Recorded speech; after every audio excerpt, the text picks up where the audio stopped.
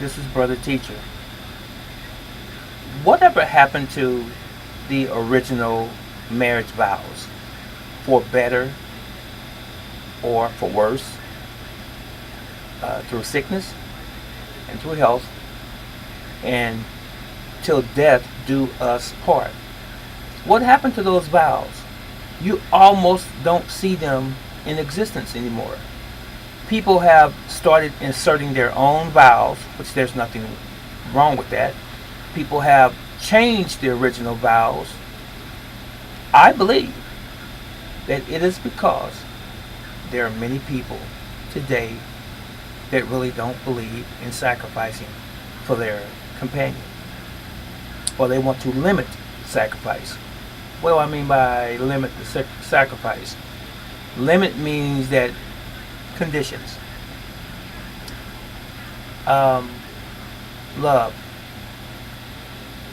If you love someone, it should always be without condition. If your partner, and you know I'm talking about male or female, if your partner and you are both relatively healthy when you get married, you choose to be with one another for the rest of your natural lives, then you have to be willing to accept her package and his package. Meaning that if at some point in time the missus picks up weight or the man picks up weight, both parties should be okay with that. If one person becomes ill or the other person becomes ill, they both should be okay with that and nurture and care for one another through that period of time. But let's say one of you lost your jobs. The other one that's still working, if they're working, should not beat up on their other half because they lost their job. They should learn how to communicate with one another. But let me say this real quick.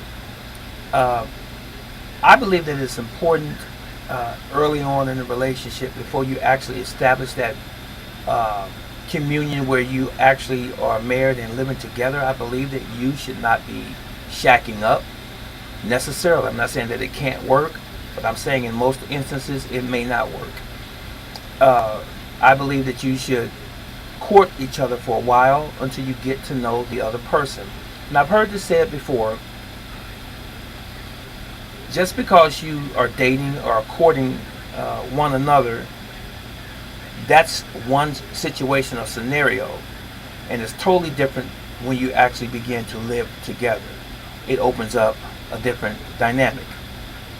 That's possibly true, but I believe that if you both are open to one another as far as their character or one another's character is concerned, that you should really know that person well enough that if you and when you do come together and live together, it won't be a shock. It won't be a surprise. I believe that everything should be laid out on the table. If you have anything in your past, male or the female, that could potentially harm the other person, you should lay it out on the table. And then the one that you're expressing that to can make the decision if they're okay or comfortable with that part of your life. Now, we all have some baggage going into a relationship. We all have a past going into a relationship. It should never be so much that it affects the other one in a detrimental way. It doesn't matter how many girlfriends I had when I was dating before my current situation, and nor does it matter how many boyfriends she has, or my girlfriend or fiance, whatever the case is, how many she had before she came into the relationship. I don't care, and you shouldn't care, because that's just some extra baggage that you're going to psychologically be burdening yourself with unnecessarily. So as long as those past relationships are past relationships and that they don't interfere with you in the present, You should both be okay with one another. Now, getting back to for better or for worse, through sickness and health until death do you part. I found that there are a lot of people getting together for the wrong reasons. The man is looking for a woman who has a voluptuous body, she's banging and all of this type of thing, and when she starts to pick up weight down the road, he wants to kick her to the side and go and find somebody else that looks like her or better than her before, when they first met, I should say. And the same is true for some women. They look at the husband, or the man to be, or the husband to be, and they say, oh, this guy's real built and he has muscles and he's always jogging, working out and training in the gym and stuff like that.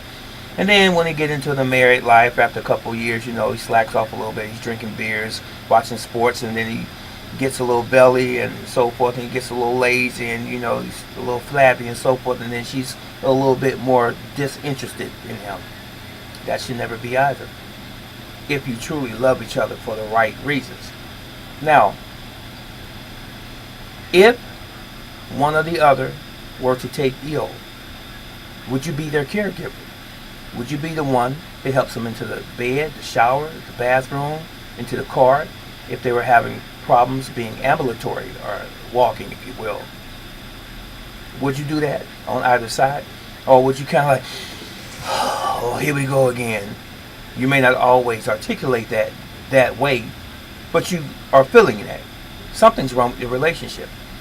On either side, the man or the woman, she shouldn't feel that way about you if you were handicapped or became handicapped, nor should you feel that way about her if she becomes handicapped. Or getting back to the extra weight, she gains weight, you shouldn't be calling her fat. And if he gains weight, you shouldn't be calling him fat. Through all of the things that I just said, it might be complex for some, but through all of the things that I've just spoken about, here's where the rubber meets the road, ladies and gentlemen. You are both important. You are both equally important. And you should view it that way as it relates to your relationship. Nothing, and I do mean nothing, should ever interfere in your life that will cause you to think less of your mate than you did in the very beginning.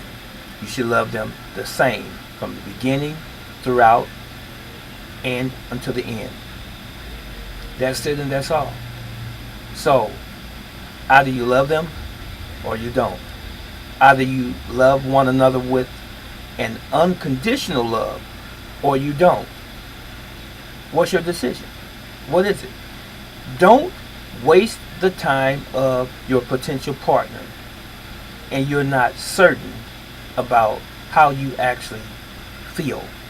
Don't waste the time of your potential partner if you truly don't know what love is. If you truly cannot make a commitment to the other individual, why hurt them? Why send them through all of that mental anguish for the rest of their lives? You just shouldn't do it. So, for better or for worse, through sickness and health until death do us part, have you made that commitment today? Are you willing to make that commitment? And have you made the commitment verbally and reneged? I'm curious to know. Or perhaps you know someone or of someone who has done that. They said, oh, I'm head over heels over this man, I'm in love with him.